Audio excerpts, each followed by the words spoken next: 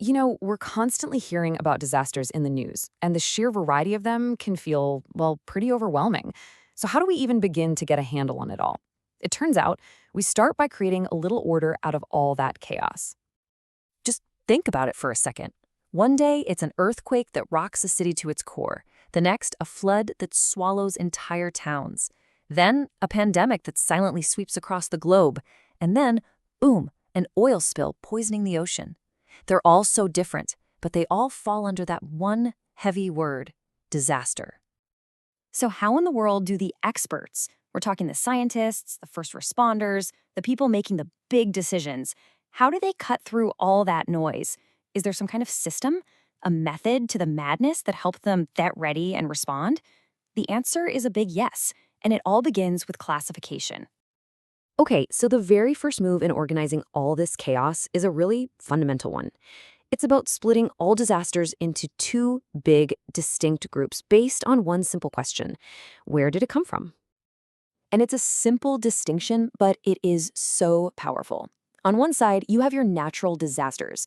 This is the raw power of the planet, things that happen with or without us. And on the other side, that's where you find the man-made disasters, events that are a direct result of our own actions, our technology, or, frankly, our mistakes. So let's dive into that first category. Let's explore the different ways the natural world can unleash its incredible force. First up, we've got geological disasters. And these are exactly what they sound like: disasters driven by the very ground right under our feet. We're talking about massive shifts and releases of energy from inside the Earth's crust. So this is where you get the violent shaking of an earthquake, right? And that earthquake, in turn, can trigger these gigantic ocean waves we call tsunamis.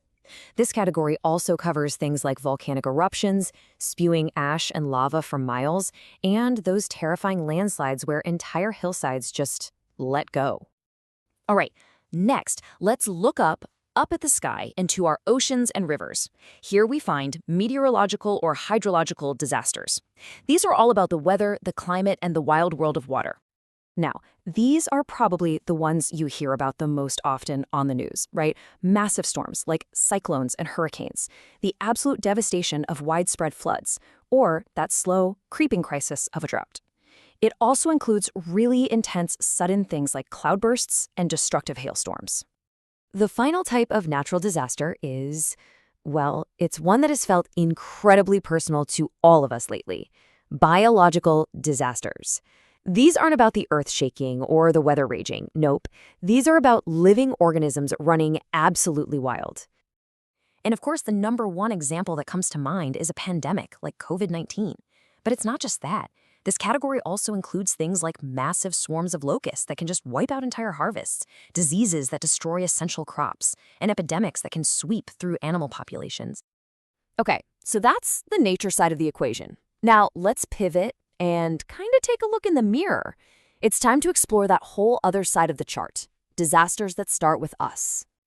And what you'll see is that this man-made category is just incredibly diverse.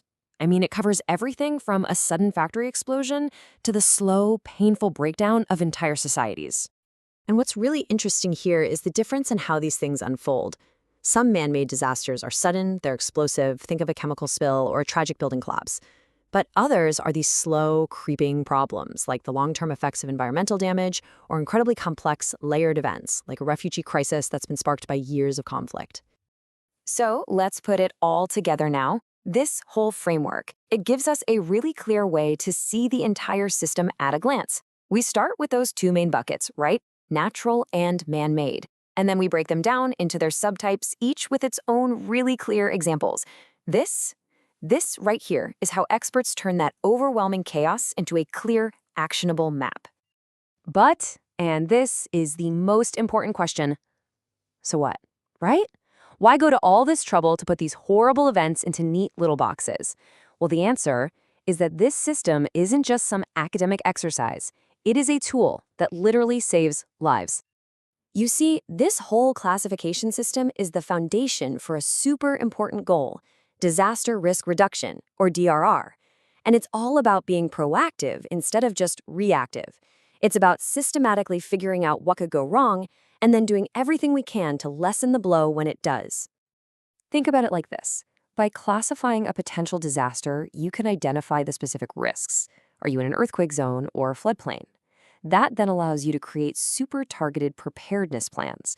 Because let's be real, you don't prepare for a tsunami the same way you prepare for a drought. And that in turn helps you get the right resources in the right place, whether it's rescue boats or food aid. It's a chain reaction that goes from knowledge straight to action. But I want to leave you with one last thing to chew on. Our system here neatly separates natural from man-made. But what about a hurricane that's made way stronger by warming oceans? Or a drought that's made so much worse by deforestation? As our actions continue to blur these lines, you have to ask yourself, is any disaster truly natural anymore? That's a really tough question for a very complex future.